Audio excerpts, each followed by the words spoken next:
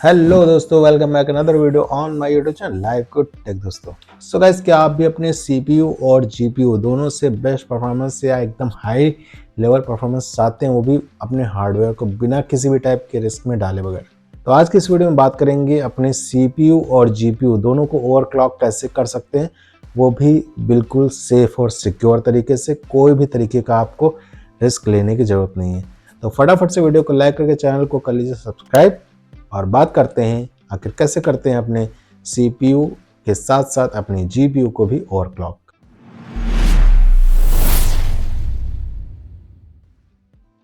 जब भी हम कोई सीपीयू या मतलब कि प्रोसेसर बाय करते हैं या फिर कोई ग्राफिक कार्ड बाय करते हैं, तो उसका एक बाय डिफ़ॉल्ट मैन्युफैक्चरर द्वारा एक clock setting by default set किया जाता है।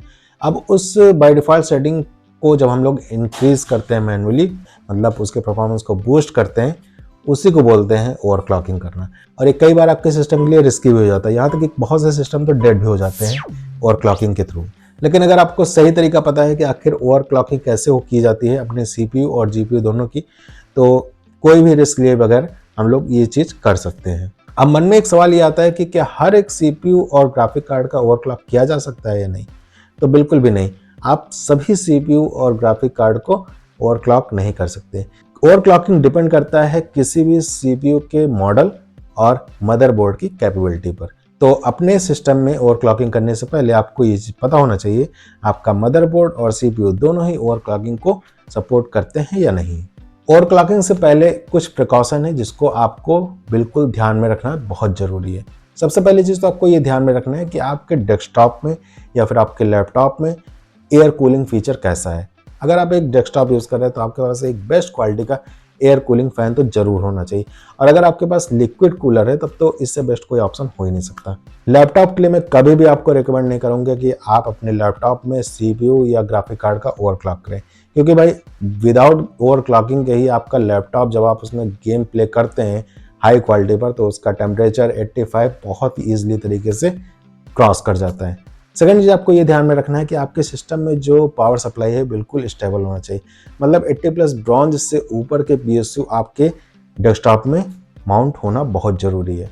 इसके साथ ही आपका जो पीएसयू है उसका जो आउटपुट है वो आपके जितने भी हार्डवेयर हैं उनके मैक्स आउटपुट से ज़्यादा होना चाहिए। सपोज़ आपके डेस्कटॉप में जितने भी कंपोनेंट ऐड हैं उनके अगर मैक्स आउटपुट को निकालते हैं, वो आ रहा है अगर 500 वाट, तो आपका पीएसयू 600 वाट से तो नीचे नहीं होना चाहिए। इसके बाद आती है बात अपडेट की। तो ओवरक्लॉकिंग से पहले आपको ये बिल्कुल मेक श्योर करना है कि आपका जो बायोस है या फिर जितने भी ड्राइवर आपके सिस्टम में है वो वेल अप टू डेट होने चाहिए।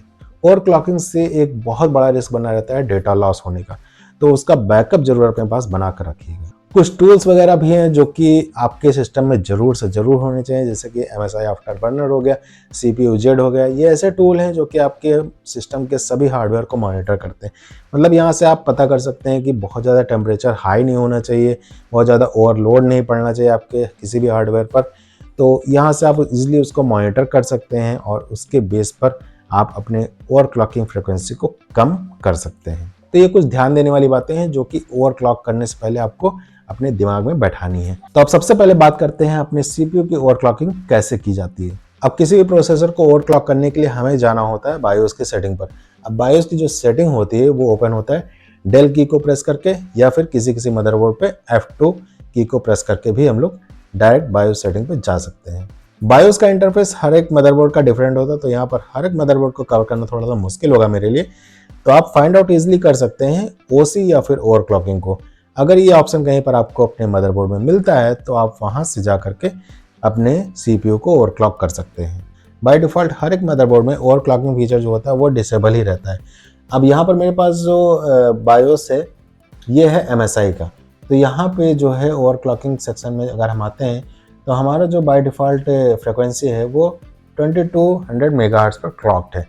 अब अगर इसको यहाँ पर हमें इंक्रीज़ करना है तो रिंग रेशियो यहाँ पर हमें ऑप्शन मिलता है, और इस जगह से हम इसको इंक्रीज़ कर सकते हैं और इसको ले जा सकते हैं 4100 मेगाहर्ट्ज़ तक, क्योंकि हमारा जो प्रोसेसर है वो 4100 मेगाहर्ट्ज़ मैक्सिमम पीक इसका जो है परफॉर्मेंस लेवल है।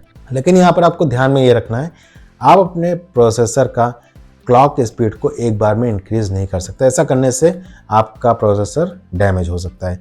तो आपको ये चीज़ करना होगा कि जो भी बाय डिफ़ॉल्ट यहाँ पर आपका क्लॉक स्पीड है, मतलब जैसे यहाँ पर मेरे प्रोसेसर का क्लॉक स्पीड है 2200 मेगाहर्ट्ज़, तो इसको +50 मतलब 2250 मेगाहर्ट्ज़ पर पहले टेस्ट करेंगे, उसके बाद 23 मेगाहर्ट्ज़ पर टेस्ट करेंगे, उसके बाद 2350, ऐसे करके आप 50-50 फ्रिक्वेंसी को इंक्रीज़ करते जाइए। हर बार उसको सेव करिए, बायो सेटिंग को रिस्टार्ट करिए और ये चेक करिए आपका प्रोसेसर ओवरहीट तो नहीं कर रहा, डिस्प्ले आपका फ्रीज तो नहीं हो रहा और आपका सिस्टम प्रॉपर स्टेबल तरीके से वर्क कर रहा है या नहीं। अब अगली सेटिंग जो है वो प्रोसेसर के कोर के वोल्टेज को सेट करना। ये थोड़ा सा रिस्की हो सकता है, तो मैं आपको यहाँ रिकमेंड करता हूँ कि आप इस सेटिंग को ऑटो पर ही रखिए और अगर आप मैनुअली बढ़ाना भी चाहते हैं तो 1.35 वोल्ट से तो ऊपर आपको कभी भी नहीं जाना है, क्योंकि बाय डिफ़ॉल्ट जितने भी प्रोसेसर वर्क करते हैं उनका हर एक कोर 1.35 वोल्ट पर ही वर्क करता है। इससे ऊपर अगर आप गए तो आपका कोर डैमेज हो जाएगा। तो इसका मतलब ये होगा कि आप अपने प्रोसेसर की क्लॉक स्पीड से छेड़खानी वगैरह कर सकते हैं, कम ज़्यादा कर सकते हैं, लेकिन वोल्टेज पे कभी भी ऐसा मत करना। सीपीयू के हर बार ओवरक्लॉकिंग के बाद आपको अपने सिस्टम की स्टेबिलिटी को चेक करना होता है। अब इसको चेक करने के लिए आपके पास कुछ टूल्स एप्लीकेशन होने चाहिए, जैसे कि प्राइम 95 या फिर सिनेबेंच। इन दोनों एप्लीकेशन की हेल्प से आप अपने सिस्टम की स्टेबिलिटी को टेस्ट कर सकते हैं और ध्यान ये रखना है कि ये टेस्टिंग कम से कम 30 मिनट की होनी चाहिए, जिसमें आप ये मॉनिटर करेंगे कि आपका सीपीयू का टेम्परेचर वो क्या है, मतलब 85 डिग्री सेल्सियस से कम होना चाहिए, इससे ऊपर नहीं जाना चाहिए।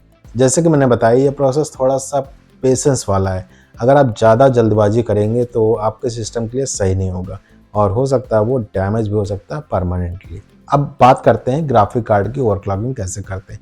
ग्राफिक कार्ड की ओवरक्लॉकिंग करना थोड़ा सा ईजी होता है और इसके लिए सिर्फ आपको एक ही सॉफ्टवेयर की जरूरत पड़ती है, जिसको बोलते हैं MSI after burner. MSI after burner ज़्यादातर जो है एनवीडिया, AMD सभी तरीके के ग्राफिक कार्ड को सपोर्ट कर ही लेता है। किसी भी ग्राफिक कार्ड की ओवरक्लॉकिंग 3 तरीके के वैल्यू पर डिपेंड करता है। पहला तो कोर क्लॉकिंग हो गया, मेमोरी क्लॉकिंग हो गया और आपका जो वोल्ट होता है वो। तो यहाँ पर भी मैं आपको सजेस्ट करता हूँ भाई, आपको अपने वोल्टेज से कोई भी छेड़खानी नहीं करनी, जो वोल्टेज है उसको आप ऑटो पर ही रखिए, ये मैं आपको रिकमेंड कर रहा हूँ। बाकी कोर क्लॉकिंग, इसको भी आपको +50 के फॉर्म में इंक्रीज करना है और हर बार जा करके अपने सिस्टम की स्टेबिलिटी को चेक करना है। Same to same memory clock में भी ऐसा ही आपको करना है। ग्राफिक कार्ड की ओवरक्लॉकिंग के बाद इसका भी मॉनिटरिंग करना काफ़ी ज़्यादा ज़रूरी हो जाता है, मतलब गेम प्ले के टाइम आपका जो ग्राफिक कार्ड का टेम्परेचर है वो 85 से ऊपर नहीं जाना चाहिए, 85 से नीचे ही होना चाहिए। अब जो लोग एक बजट के अंदर अपना एक पीसी बिल्ड करते हैं, मतलब एक एवरेज उसमें गेमिंग परफॉर्मेंस मिलता है, तो लोग सोचते हैं क्यों ना ओवरक्लॉकिंग कर लिया जाए और उससे एक बेस्ट गेमिंग परफॉर्मेंस को एक्सपीरियंस किया जाए। तो ऐसी सिचुएशन में अक्सर लोग ये भूल जाते हैं कि उनके सीपीयू कैबिनेट का एयर फ्लो कैसा है। अगर आप एक बजटेड गेमिंग पीसी बिल्ड कराएंगे तो डेफिनेटली वहाँ पर आपको बेस्ट क्वालिटी का एयर फ्लो फीचर नहीं मिलेगा। तो एयर फ्लो काफ़ी ज़्यादा मैटर करता है अगर आप ओवरक्लॉकिंग करने जा रहे हैं अपने डेस्कटॉप में। तो अब बात कर लेते हैं थोड़ा सा सेफ्टी से रिलेटेड भी। कभी कभी लोग ओवरक्लॉकिंग कर लेते हैं और उनका सिस्टम हो जाता है क्रैश, मतलब कि ब्लू स्क्रीन आ जाती है। तो ऐसे सिचुएशन में आपको बायोस की सेटिंग में जानी है, उस सेटिंग को पूरी कर देनी है रीसेट, मतलब बायोस की सेटिंग को आपको रीसेट कर देना है। फिलहाल के लिए आज के इस वीडियो करते बस यही तक, मिलते हैं आपसे नेक्स्ट वीडियो में। तब तक के लिए bye bye, have a nice day, take care दोस्तों।